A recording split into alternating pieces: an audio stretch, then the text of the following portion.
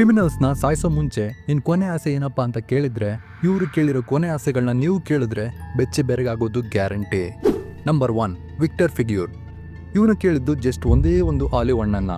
ಯಾಕಪ್ಪ ಸಾಕ ಇಷ್ಟೇ ಅಂತ ಕೇಳಿದ್ಕೆ ಇವನು ಹೇಳಿದ್ದು, ಈ ಹಣ್ಣನ್ನು ನಾನು ತಿಂತೀನಿ, ಹೇಗಿದ್ರು ನಾನು ಸತ್ತ ಮೇಲೆ ನನ್ನ ಉಳ್ತಿರಲ್ಲ, ಆಗ ಈ ಆಲಿವ್ ಬೀಜ ಮೊಳಕೆಯಾಗಿ ನನ್ನ ದೇಹದಿಂದ ಹೊರಬಂದು ಮುಂದೊಂದು ದಿನ ಮರವಾಗಿ ಬೆಳೆದು ನನಗೆ ಪುನರ್ಜನ್ಮ ನೀಡುತ್ತೆ ಅಂತ.